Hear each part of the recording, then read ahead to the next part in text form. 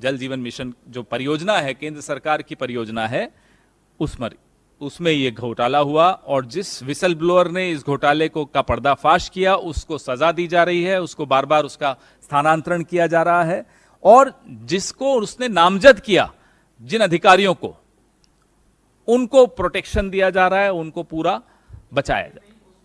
जी, कश्मीर ही में पोस्टेड है। और इसमें जो 2 लोगों पर, जो राजनीतिक लोगों पर शक की सुई जाती है, एक का नाम मैं लिया, एक का मैं भूल गया, मैं अभी ले लेता हूं, मनोज सिन्हा का नाम लिया, और जो जल जीवन मिशन के केंद्रीय मंत्री हैं शेखावत साहब, उन पर भी एक शक की सुई जाती है कि उन्होंने क्यों एक विसल ब्लोअर को सजा देने दी और नामजद अधिकारियों को बचाया गया जिन पर यह आरोप था कि वो भ्रष्टाचार में लिप्त हैं। घोटाले की एक क्रोनोलॉजी है जो मेरे सहयोगी संजीव थोड़ी देर बाद आपको सर्कुलेट करेंगे। बहुत सारे एनेक्शर्स हैं उसमें, फाइल नोटिंग्स हैं, सब कुछ है इसमें। तकनीकी मंजूरी और प्रशासनिक अनुमोदन के बगैर कैसे निविदा टेंडर निकाला जाता है, ये सारे मिनट्स हैं, सब कुछ इसमें है।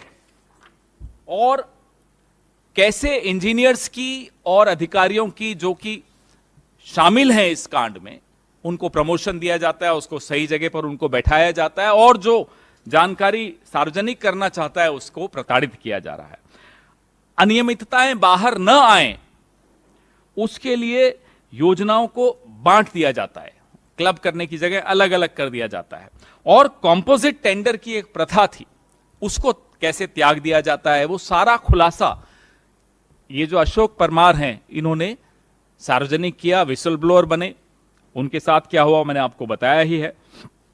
एक बहुत व्यापक सी एक शिकायत उन्होंने 17 अगस्त को अभी इसी महीने, पिछले महीने की थी, जिसमें उन्होंने ये बताया, और मैं उससे कोट करता हूं, कि एलजी मनोज सिन्हा ने 6 जून 2022 को उन्हें बिना किसी गलती के परेशान करने और अपमानित करने के उद्देश्य से बैठक कक्ष से बाहर निकाल दिया। एक आईएएस ऑफिसर हैं, एक विसल ब्लोअर हैं, एक दलित परिवार के हैं और संघर्षों की एक लंबी चौड़ी दास्तान है इनके आईएएस तक पहुंचने के लिए। गुजरात से आते हैं, उनको सचिवों की समिति की बैठक से, कक्ष से बाहर निकाल दिया जाता है और भारत सरकार की जो स्थानांतरण नीति है, जो ट्रांसफर पॉलिसी है, उसका उल्लंघन करते हुए लगातार इनका स्थानांतरण किया जाता है। जब अशोक परमार ने इन भ्रष्ट आचरणों को उजागर किया तो उनके साथ यह सब हुआ। इन्होंने राष्ट्रीय अनुसूचित जाति जनजाति आयोग को भी पत्र लिखा और उत्पीड़न की, धमकी की, बदतमीजी की, ये सारे शब्द उन्होंने इस्तेमाल किए उस पत्र में। स्थानांतरण के बारे में सवाल भी उठाए कि साहब एक जातिगत भेदभाव और पूर्वाग्रह से ग्रसित होकर यह स्थानांतरण किया जा रहा है या उनको प्रताड़ित किया जा रहा है, लेकिन कोई जवाब नहीं मिला। मैंने अपने प्रेस नोट में जो नामित अधिकारी हैं जिन पर भ्रष्टाचार का आरोप अशोक परमार जी ने लगाया है, उनका पूरा जिक्र इसमें किया है। हमारे कुछ सवाल हैं, हम बार बार आरोप लगाते हैं कि ये बाबा साहब अंबेडकर के संविधान के खिलाफ ये सरकार काम करती है। अब उसका एक प्रत्यक्ष आपको प्रमाण भी दे रहे हैं कि एक आईएएस अधिकारी को मोदी सरकार 13,000 करोड़ रुपए के बड़े घोटाले का पर्दाफाश करने का एक तरह से सजा दे रही है।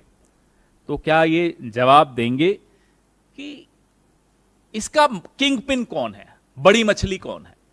ये तो हो नहीं सकता कि साहब कोई एक आईएएस अधिकारी किसी को प्रताड़ित कर रहा है अपने जूनियर को। ये भी हम नहीं मान सकते कि सिर्फ एलजी अकेला इतनी हिम्मत दिखा सकता है। एलजी के ऊपर कौन है, किसको छिपाया जा रहा है, किसको बचाया जा रहा है? ये 13,000 करोड़ जा कहां रहा है, ये हमारा पहला सवाल है। गृह मंत्रालय में शिकायतों के बावजूद, सीबीआई जांच की मांग के बावजूद, जम्मू कश्मीर प्रशासन या मोदी सरकार या गृह मंत्री, जिनके सीधे नीचे ये एलजी आते हैं, उन्हीं को रिपोर्ट करते हैं, ने जल जीवन मिशन के क्रियान्वयन में जो घोर अनियमितताएं हुई है उसका जांच का आदेश क्यों नहीं दिया? फिर से वही पहला सवाल आ जाता है, किसको बचा रहे हो, किसको छिपा रहे हो, क्यों नहीं जांच की मांग को स्वीकार कर रहे हो। और एक दलित आईएएस अधिकारी का उत्पीड़न, वो राष्ट्रीय अनुसूचित जाति आयोग को वो लिखता है, आज तक इस आयोग ने क्या मनोज सिन्हा को तलब किया? हमें मालूम है नहीं किया, तो हम जानना चाहते हैं क्यों नहीं किया।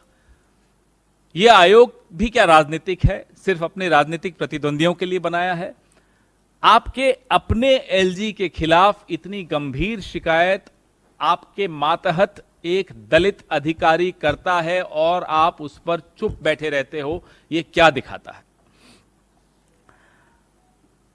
मोदी सरकार ने इस अधिकारी अशोक परमार के खिलाफ झूठे आरोप भी लगाए, यह दावा करते हुए कि कॉन्ट्रैक्ट समिति का वो प्रमुख बनना चाहते थे, जबकि इसका कोई लिखित कहीं भी आपको रिकॉर्ड नहीं मिलेगा। हवा में आरोप लगा दिए, उसको डिस्क्रेडिट करने के लिए, उसकी जो बात है उसको एक तरह से मटियामेट करने के लिए। तो ये उल्टा चोर कोतवाल को डांटे का सिंड्रोम क्यों है? आपके अपने राज्य का अधिकारी है, संघर्ष करके यहां तक पहुंचा है, एकदम जो हिंदी पिक्चरों में भी देखते हैं ना, उससे भी ज्यादा कड़ा संघर्ष इस व्यक्ति ने, इसके परिवार ने किया यहां तक पहुंचने के लिए।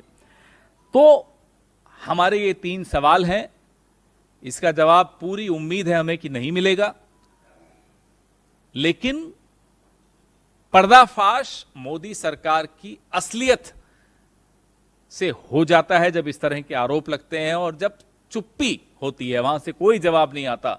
सब आयोग चुप, एलजी चुप, सरकार चुप, गृह मंत्री चुप। अब बोलने का वक्त जो है अब जनता का आ रहा है।